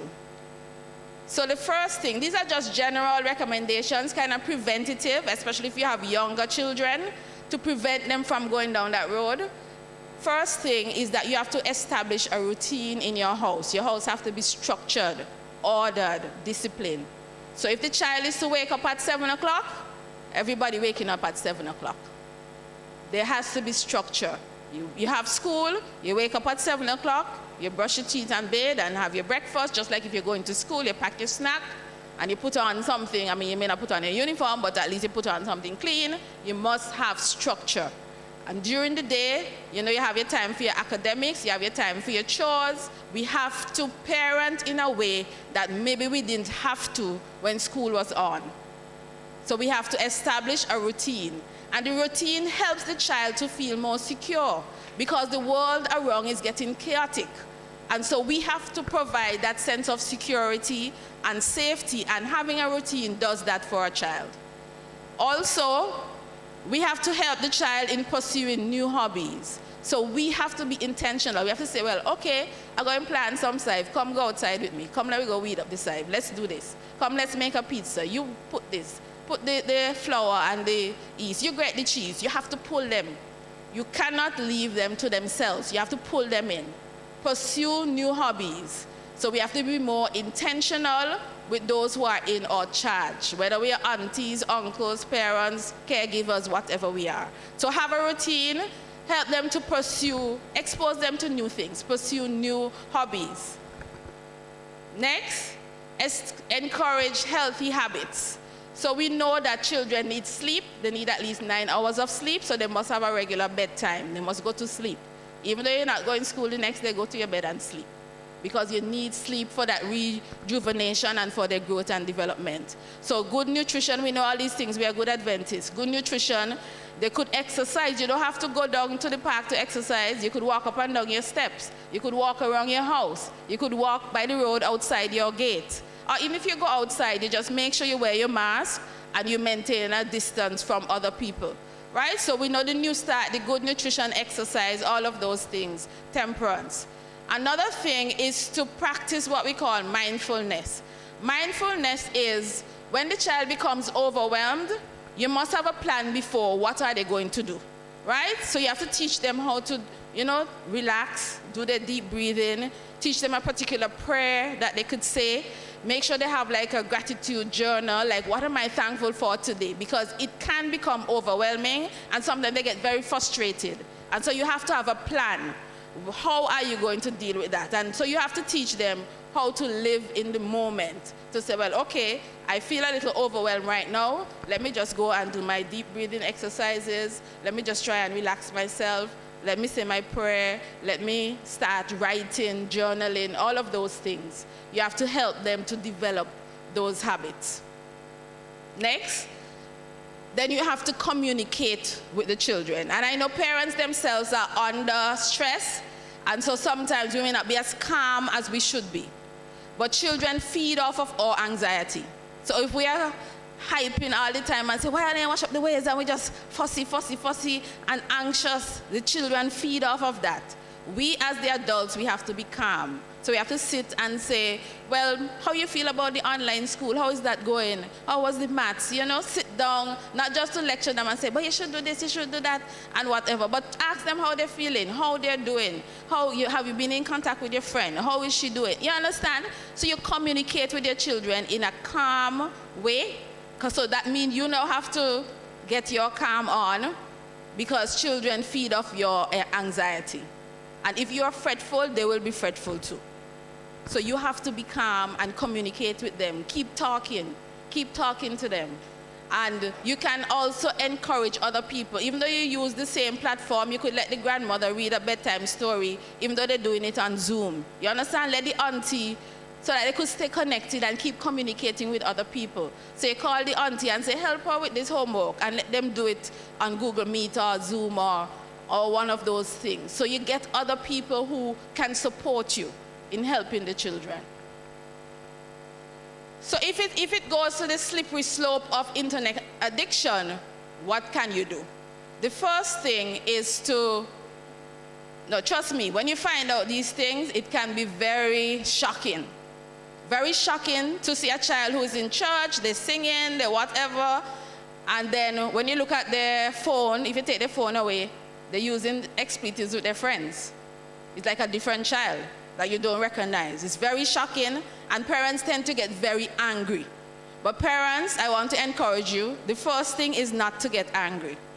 Think it through first. Before you start talking, think it through. Calm yourself down. You understand? You will say, oh, you should know better. You go in church. What kind of Christian you be? Blah, blah, blah, blah, blah, and start cussing. That's not helping. The child themselves might be a victim of the way that the system is set up. So we have to be calm. We have to take a gentle approach. So the first thing, address the problem. If it's two parents, the two of you agree before you speak to the child. So don't go one thinking one thing and one saying the next thing. If you're a single parent and you know you have to address the issue, think about what you're going to say first. And in addressing the child, show this child that is because of love and care. So I noticed that your grades are slipping. I noticed that when I ask you to do something, you're not able to do it, and I know something is wrong. You understand? Let's see how we can work together to help you with this. So if you're a single parent, show them that you care and that you're interested in their well-being. So the first thing is not to cuss and argue and so on. Go gentle first. Go gentle, and also set rules and boundaries. So if you're going to do your homework, you have to be outside. No locking up in the bedroom where nobody can see you. And your screen must be where everybody who passes in, they could see what is on your screen, right? And if you set these rules and boundaries, you have to stick with it. Parents, sometimes we just slip up. We might start to say, oh, you must do this and that, and then we don't follow up. We forget. We're not consistent. But these times call for consistency. So set rules, set boundaries, and stick with the boundaries that you set. For those of us who can, we need to become more computer savvy. I mean, I know that is hard. Trust me, it's hard to figure out, what should you do in terms of filters and, what exactly is going on. So for some of us, the whole computer internet thing is a mystery, right? But get the older cousin or sister, somebody else who can help, so that you can become more computer savvy. And what you would find is that children would have an outburst. They'll be upset. If you say, well, at 10 o'clock, we are going to turn off the internet, I'm going to plug it out and put it in my room and sleep under it. They are going to be upset, but you are the parent. You are trying to disentangle them. So you are the parent and you have to stand your ground. And if you can't manage it, then I suggest that you get professional help, because this is an addiction just like any other addiction. In places like Japan and those places, there are rehab centers for these things. We don't have that in St. Vincent, so we have to do our best before we get there, right? So we have to be consistent in the rules and boundaries that we set with children. Yes, they're very smart and they try to, they're smart. They know how to get around things more than we do. But we are the parent and we have wisdom, so we have to know how to apply wisdom. And a lot of parents are giving over their power. They say, but you understand, like they don't give up before they even start. We cannot give over our power to children. We love our children, but sometimes love dictates that we have to be firm and set boundaries. So if I remember I was in Digicel one day and a woman coming and she cussing and she said, like, every minute phone, and they cut off the bad word internet, cut it off, I'm tired with these children, cut it off, and she started to cuss. She's overwhelmed, she doesn't know what to do. The children are addicted and she didn't know what to do. You could see she was frustrated. She just walked right into the customer service. She passed everybody, past the security, and she just cussed and tell them, take it off, I'm tired of this. And she walked back out. Parents are frustrated. Parents, you cannot give over your power. You are the one paying for the internet. You are the one paying the bill. If you have to take it off, everybody homework must finish at 9 o'clock. Sleep on it. If you want the internet, take it off the hook or whatever it hook up. Sleep on it. If that's what you have to do to save your children. We are seeing too many children. And so we have to be mindful. Let's turn to, as we end, let's read this together.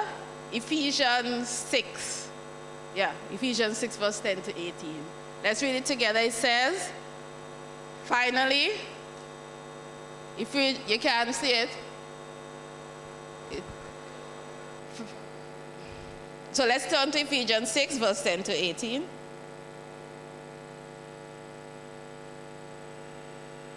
Let's go together after 2, 1, 2. Finally, my brethren, be strong in the Lord and in the power of his might.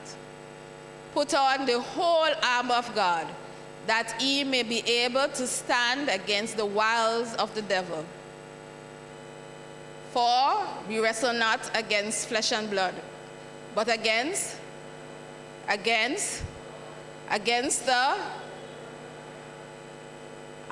spiritual wickedness in high places.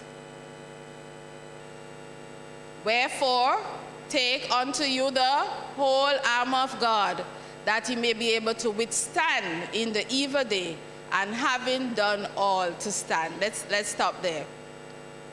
We wrestle not against flesh and blood. Do you know that people like Steve Jobs, the late Steve Jobs, and Bill Gates, and the people who are in charge of Google, their children are limited in terms of technology use? They don't buy cell phones for their children. Their children go to school where they build tree houses and they do things. The kind of schools their children go to they're not using the internet. They're not using the devices that they created. Their children are not allowed to use the devices, or their use is limited. The same people who created the technology. And so all children, we are responsible for protecting our own children. In Isaiah 49, it says, God says to us, for I will contend with those who contend with you, and I will save your children. And so today we hold on to the promise of God that once we do our part, he will save our children. So let's continue praying. Let's be practical. Don't keep your eyes naive. You can't be naive in this day and age. Parents and caregivers, we have a responsibility to our children. And God promises that as long as we do our part, he will save our children. May God bless you.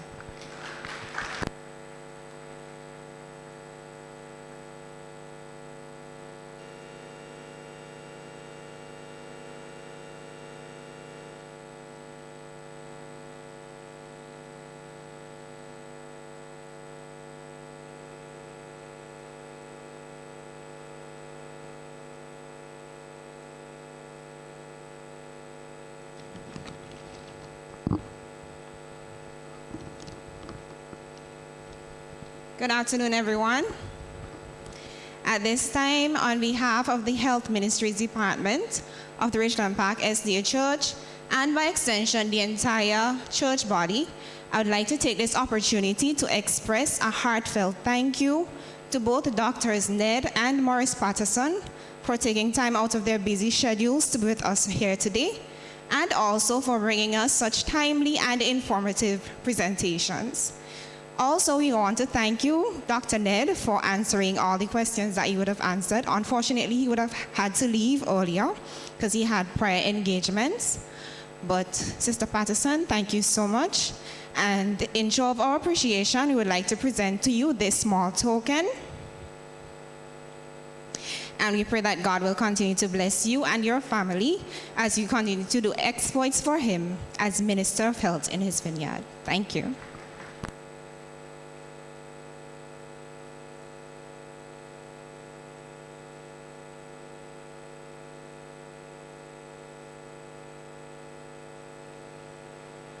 thank you very much again, Dr. Patterson and Dr. Ned. And have we been blessed? Very much so.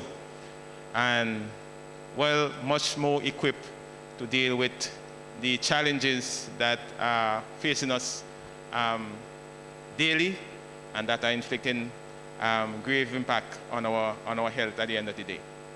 So let us take these admonishments into effect so that we can gain the benefits. We're going to end by singing song number 559.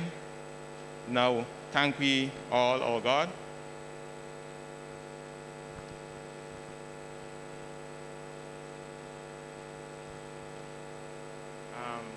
This afternoon, we will continue with our program online. We have 2 other doctors who will be presenting separately on men's health and on women's health. Okay? So we encourage everyone who can participate, get online so that you can also continue to share in the blessing. And on Wednesday night, we have a special speaker also who is going to present. I was told that there's somebody here who has a birthday. There is a young lady, Sassy Primus, I was told. Happy birthday to you. Okay, and any others who would have celebrated during the week, we want to wish you a happy birthday and many blessings. Okay?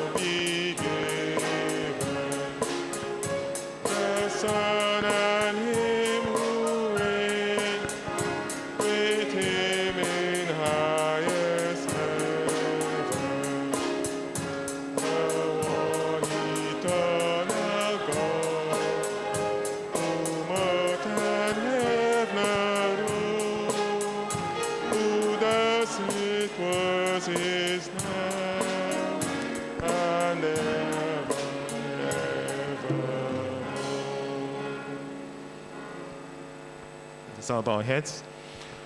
Our God and Father who art in heaven, we praise and we glorify your name.